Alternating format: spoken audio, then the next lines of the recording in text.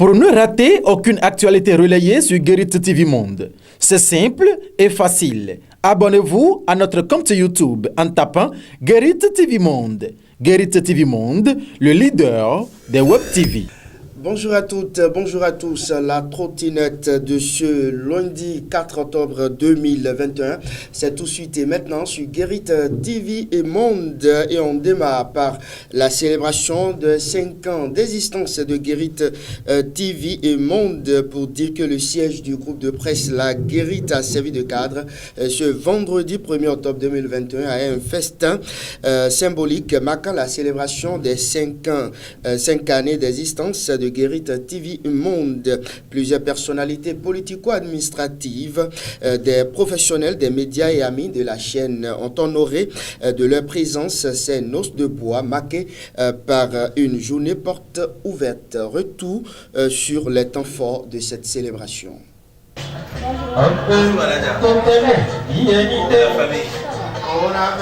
C'était une liesse absolue qui a caractérisé la célébration en toute sobriété des noces de bois de Guérit TV Monde ce vendredi 1er octobre 2021. Personnalités politico-administratives, partenaires, annonceurs, professionnels des médias et autres sympathisants du leader des Web TV ont partagé cette joie de vivre ensemble avec le président directeur général du groupe de presse La Guérit qui, dans une parfaite harmonie avec son personnel, les a conviés à cette fête. À l'occasion, le patron de Guérit TV Monde décrète une journée porte ouverte pour permettre aux invités de découvrir les différents locaux de la maison. Présente pour la circonstance, la deuxième adjointe au maire de la commune d'Ifani, El Adjamaro Fatou Falola, n'a pas pu retenir ses impressions. Je pense que nous avons commencé ensemble, tout petit, et nous sommes en train de grandir ensemble. 5 ans, c'est pas rien. C'est comme si c'était hier. Voilà. Quand le PDG, je vais dire, M. Shamsidine Badarou, est allé me voir pour me parler du Web TV, j'étais un peu bleue là-dedans. Je lui posais des questions. Qu'est-ce que c'est? Il m'a expliqué, tête baissée. Je suis allée là-dedans. Et ça a été mon premier speech à l'époque. Aujourd'hui, je vois Guérit TV évoluer. J'en suis fière parce que je fais partie des toutes premières qui ont cru en la chose. Et le résultat est là. 5 ans, je me devais de venir ici pour honorer de ma présence à cette commémoration des 5 ans de Guérit TV. Pendant et après cette célébration des 5 années d'existence de Guérit TV Monde, quelques suggestions ont eu lieu. Et le directeur général du groupe de presse La Guérit, Jean-Eudes Daquin, rassure. L'essentiel n'est pas d'avoir eu l'initiative de commencer. Le plus important, c'est surtout la place qu'on maintient dans le cœur et dans l'environnement de tous ceux-là qui nous font confiance, c'est-à-dire les téléspectateurs, les internautes qui nous font toujours confiance. Donc c'est comment, du coup, après 5 ans, quel bilan nous en faisons? Où est-ce que nous en faisons? Où est-ce que nous avons quitté? Où est-ce que nous allons? Parce que nous sommes dans un environnement qui est hyper dynamique, où chaque jour, les gens ont envie d'avoir du nouveau. Donc du coup, quand vous n'avez pas un plus, une innovation à leur apporter, il vaut mieux ne pas créer. Parce qu'aujourd'hui, il y a 5 ans en arrière, quand on parlait de Web TV au Bénin, nous n'étions pas nombreux, on pouvait nous compter du bout des doigts. Mais aujourd'hui, les noms, ça sort. Mais il est important de pouvoir maintenir la place parce que, je l'ai dit, l'environnement, il grandit chaque jour un peu plus, les gens ont de nouveaux besoins. Donc il est important de travailler à répondre de façon plus efficace aux besoins, parfois non satisfaits de ces personnes-là qui ont envie d'avoir non seulement l'information, mais l'information de qualité, mais aussi traitée comme il le faut et en temps réel, c'est important. C'est une solennité empreinte de la bonne ambiance que les noces de bois de Guérit TV Monde ont été célébrées et le président directeur général du groupe de presse La Guérit entend peser fort les prochaines années en étroite collaboration avec tout son staff afin de relever les défis futurs et maintenir son titre du leader des Web TV. L'Assemblée générale extraordinaire des dignitaires du culte Egougoun de Porto Novo s'est tenue ce samedi 2 octobre 2021 au quartier Djegan-Daro. Le principal sujet à cette rencontre qui a connu la présence de plusieurs autres dignitaires venus du Nigeria et d'ailleurs est la rumeur sur la destitution de Ismaël Fatoumbi, Alagba général de la ville de Porto Novo, Guérit TV Monde, était de la partie. Les images. Assemblée générale extraordinaire des adeptes et dignitaires du culte Egungun de la ville capitale. Au menu de la rencontre, les rumeurs faisant état d'une probable destitution de Sa Majesté Ismaël Fatoumbi, Alagba général de Porto Novo. Le poste de Alagba, en ce qui concerne la dignité au niveau de la tradition, c'est un poste à vie. Donc, c'est après la mort de Alagba qu'on fait les rituels, on consulte l'oracle et qu'on prend un autre Alagba. Mais du moment où Alagba est vivant, aucune loi, dans aucun texte, que ce soit dans le règlement intérieur du SCAS et du statut du SCAS, il n'a été écrit qu'on peut destituer Alagba. Et voilà qui est clair. Par ailleurs, en dehors de Porto Novo, la divinité Egungun a élargi ses tentacules dans d'autres villes de la sous-région. Nous allons penser à monter en haut. D'où on a créé une autre association sur le plan international qu'on appelle Ojekparapo Association Wefia en Ovasi, et dont Alagba est le vice-président de la dite association. Le président de la dite association, présent à cette assemblée générale, et au dit du secrétaire général de l'association As-Ira Sodier, a exhorté les uns et les autres à taire les querelles inutiles et à s'unir. Le président est venu soutenir son vice-président et en passant en même temps un message très fort que le culte Egungun provient de Oyo, depuis le Nigeria. Et par conséquent, il y a certains postes clés que je veux nommer Alagba, ce sont des postes sur lesquels c'est la mort, seule la mort qui peut vous faucher. Et qu'aucune personne n'a le droit de démettre Alagba qui est en fonction. Et il a profité pour nous parler de l'union. Surtout nous qui sommes adeptes du culte Egungun et fils de la culture Egungun. Et il nous a parlé, il nous a passé un message très fort d'être unis et de s'entendre. À ces conseils répondront sûrement l'entente et le succès. Nous sommes dans une démarche d'union, nous sommes dans une démarche de solidarité. C'est notre chose commune. Donc nous n'allons pas se laisser faire. Nous n'allons pas que certains qui ne sont pas pratiquants de la dite chose viennent nous la arracher. S'il faut que nous allons vers les chefs, les têtes couronnées, pour que nous puissions trouver un terrain d'entente à ce que ce soit l'association SCAS de notre père Saka Odumbaku, que ce soit SCAS, que ce soit le Ayoub de notre père son excellence Saka Odumbaku et Igwimara Abisodje. Donc nous souhaitons que nous parlons le même langage, que ce soit un, parce que le culte Egungun c'est quelque chose un et indivisible. Au terme de la séance, le premier responsable du culte Egungun de Porto Novo et désormais vice-président de l'association Ojekparapo a été élevé au grade de grand ordre de mérite culturel africain. C'est une consécration. En fait, quand tu es né dans un culte que tes aïeux ont pratiqué et les grands-parents, les parents, et que un descendant comme moi a été reconnu méritant et qu'on l'installe dans ce rôle-là, ça ne fait qu'une fierté pour moi-même d'abord, pour ma famille et pour la famille, la collectivité du culte Egungun. Une fierté et Sa Majesté Ismaël Fatoumbi promet mettre tout en œuvre pour la réussite de sa mission au poste de vice-président de l'association Ojekparapo. élu à la tête de la Fédération béninoise de handball le samedi 25 septembre dernier à Porto Novo. Le nouveau président Sidikou Karimou a pris service le 1er octobre dernier. C'était au cours d'une cérémonie de passation de charge entre Antoine Bonou et son successeur au siège de la dite fédération. Les images. Une semaine après son élection à la tête de la Fédération béninoise de handball, le président Sidikou Karimou s'installe officiellement dans ses nouvelles fonctions. À cette occasion, un état des lieux a été fait au président entrant ainsi que le point des documents administratifs et financiers, le point des matériels sportifs et autres. Dans une ambiance festive, le président sortant Antoine Bonou et celui entrant Sidikou Karimou ont procédé à la signature et aux échanges des documents. Par cet acte, le président Sidikou Karimou prend officiellement fonction à la Fédération béninoise de handball et dirigera pour les 4 prochaines années l'instance du handball béninois avec de grandes ambitions.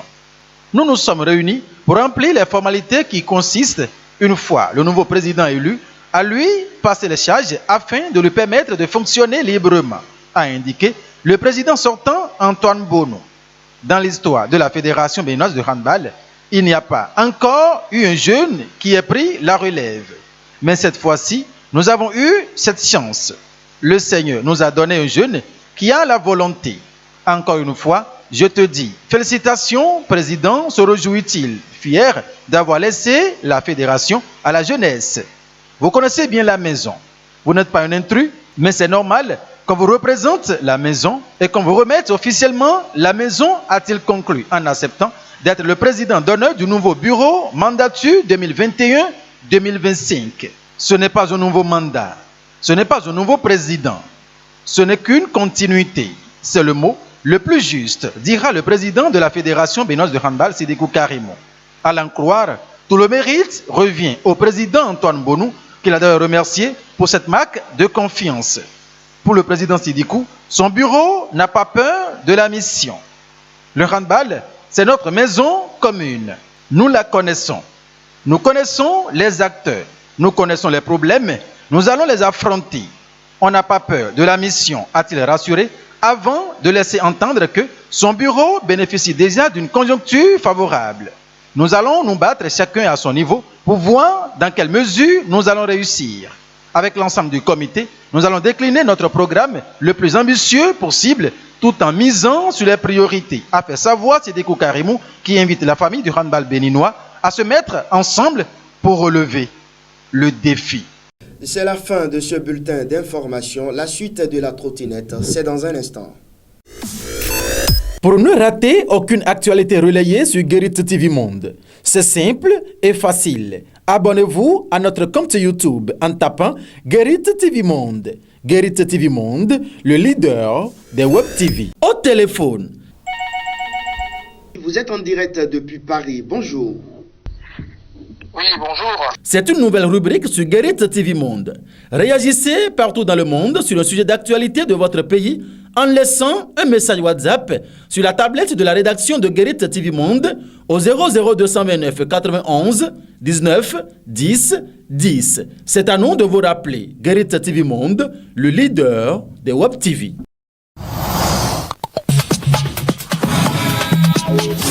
La rubrique au téléphone de ce jour, c'est avec M.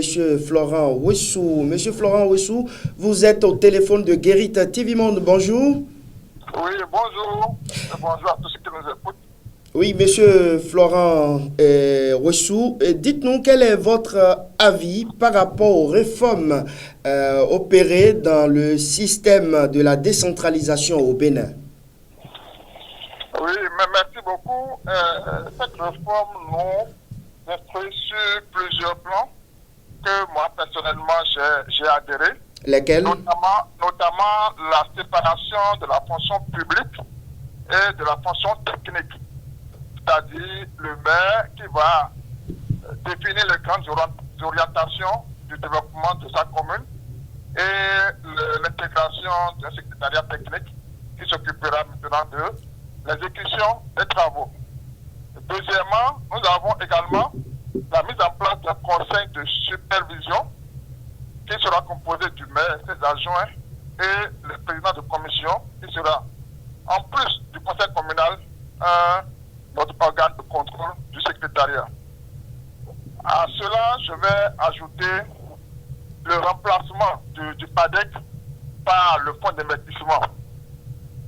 Pour moi, ce fonds est très bien parce que ça permettra de mettre en place un montage financier capable au mérite de se faire noter par des agents de notation et pourquoi pas dans l'avenir pouvoir avoir accès aux marchés financiers régionaux et pourquoi pas internationaux. Monsieur Florent, oui. Monsieur Florent Ouessou, certains disent que ces réformes ont porté atteinte à l'idée même de la décentralisation. C'est votre avis? Non, pas du tout, parce que je pense qu'il faut peut-être éduquer la population que ce que c'est que la décentralisation. L'idée de base, c'est quoi? C'est le développement à la base, la démocratie à la base et le développement local. Et dans cette réforme, les deux aspects fondamentaux, ils sont par rapport aux collectivités locales. La démocratie à la base, c'est toujours les élections des conseils communaux par les populations et le développement qui justement n'a pas suivi. Parce que quand vous regardez un peu l'état de nos communes, après maintenant, je vais dire 20 ans, 15 ans, 20 ans, je ne pense pas que les collectivités locales ont impacté de façon extraordinaire nos communes et nos municipalités. Et quand vous voyez aujourd'hui les grands travaux dans les communes, c'est principalement l'État central. Donc, cette session, les deux portions permettra maintenant à l'exécution effective parce que le secrétaire n'est pas politique. Donc, lui n'a pas à être sous pression d'un ministre, d'un député ou d'un conseiller qui n'a pas de poste pour attribuer les marchés. Vous voyez. Donc, il a les coups de franche pour faire son travail de développement suivi par le conseil de supervision et le conseil communal. Donc, cette initiative est à saluer. Absolument, absolument. Parce que on a fait 20 ans de la loi 97, 29 du 15 janvier 99, et on a vu les résultats. Et comme on le dit souvent, si on veut espérer un autre résultat, il faut adopter nos stratégies. D'où l'initiative a absolument salué. C'est la fin de cet entretien téléphonique. Votre conclusion?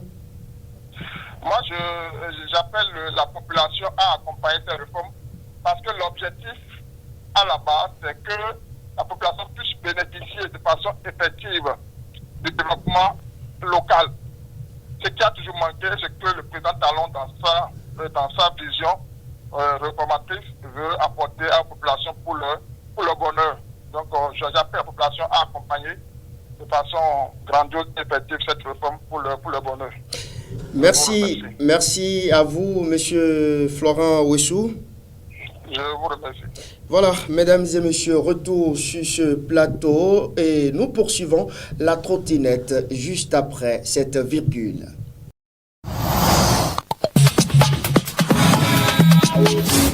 La page rétro de la trottinette du jour s'intéresse au lancement des travaux d'aménagement et de bitumage de la route Ouadon, Adiara, Médéjonou et Porto Novo. Retour sur les propos du ministre Hervé Réromain, ministre chargé des infrastructures et des transports. C'était donc à Adiara le 21 février 2020. Écoutons-le. Depuis bientôt 4 ans, le Bénin fait l'expérience d'une gouvernance axée sur les résultats. Nous ne lançons aucun chantier, je dis bien nous ne lançons aucun chantier sans que le financement soit entièrement bouclé et que les travaux ne démarrent immédiatement. Les délais contractuels des travaux est de 36 mois. Je dois souligner que dans le montant annoncé, il est prévu l'indemnisation des populations qui seront frappées de reculement.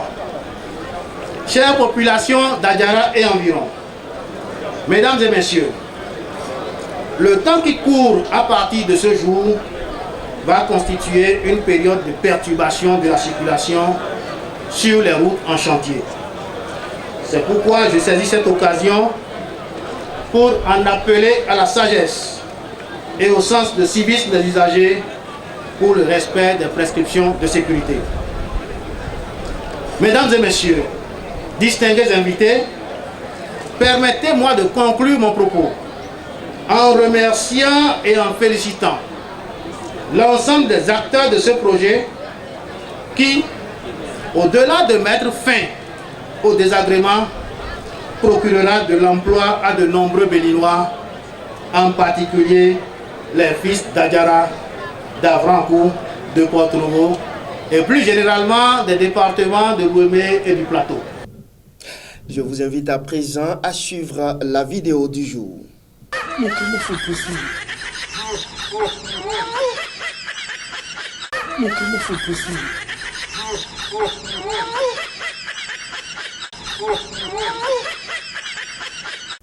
Voilà, c'est avec cette vidéo du jour que nous bouclons définitivement la trottinette de ce lundi 4 octobre 2021. Mesdames et messieurs, merci à vous et je vous retrouve demain, si Dieu le veut. Au revoir.